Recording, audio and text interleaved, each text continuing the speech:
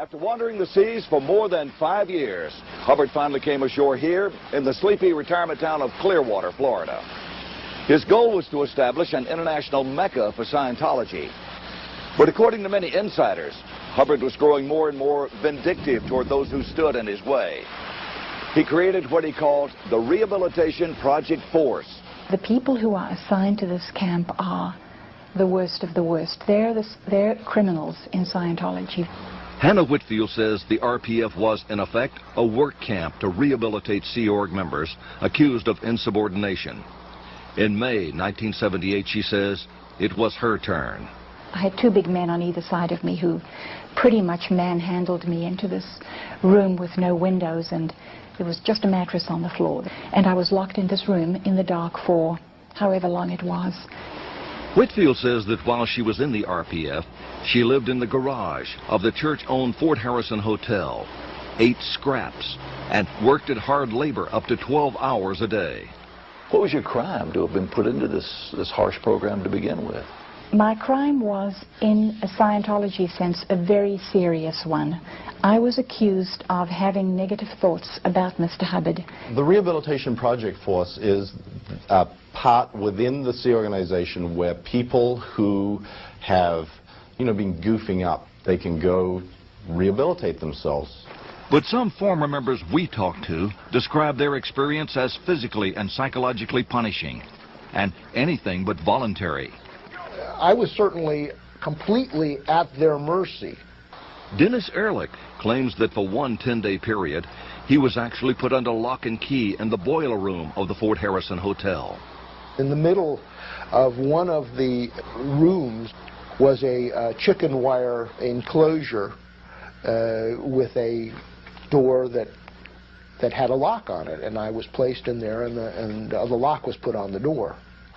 At the time, Vaughn and Stacy Young were high-level public relations officials in the church. At 4 in the morning, one night, Vaughn and I were asleep, and there was a knock on the door, and 2 security guards were there, and they took me away into the prison camp. Stacy Young says she was assigned to the RPF for disobeying an order to interrogate a fellow staff member. For part of the time, Young says she was in a room on the 7th floor of the Los Angeles church. Her husband admits he stood by and did nothing to try to get her out. You're being challenged that, what are you? Are you disloyal? Do you love your wife more than freedom for the planet? You're going to let people suffer? All this crap is dumped on you. What are you supposed to say?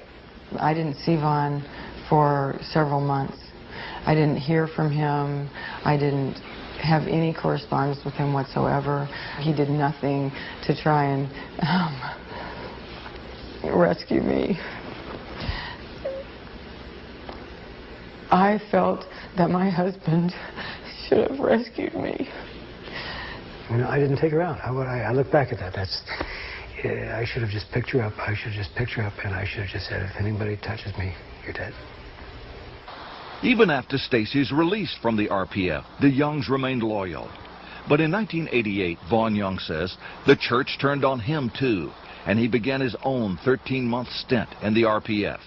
You go through interrogations, hour after hour, day after day, week after week, month after month, breaking you down, breaking you down, breaking you down. A year after Vaughn's release from the RPF, the Youngs say they had had enough. They threw some clothes in the back of their car and fled.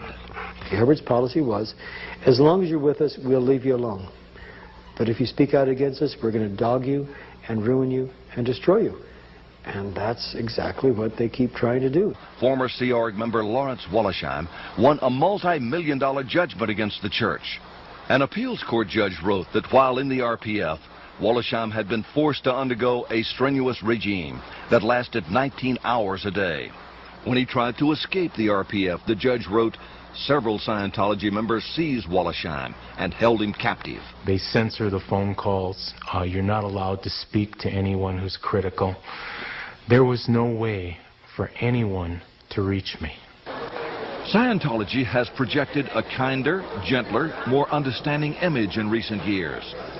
But critics insist that RPF camps continue to exist today.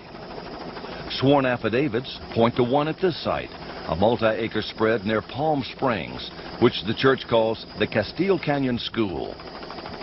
What is the Castile Canyon School? It's a school for the children of Sea Org members. We have seen sworn statements this also is an RPF camp. Is that true? There are RPF people there, yeah. ABC asked Mike Render if we could take our cameras and go to the school to talk to those inside, but he refused. With a helicopter. Earlier, when German filmmaker Peter Reichelt and his crew set out to see what they could find, this is what happened. You're blocking us. You are arresting us. You are not allowed to do that. A mile from the school, the Germans' way was blocked by carloads of Scientologists. According to the German filmmakers, senior church official Ken Hoden detained them for more than 2 hours. I'm giving you one last warning. Are you going to leave, yes or no? Fine! I'm placing you under citizen's arrest right now. What's so secret with this organization? What's so secret with this area?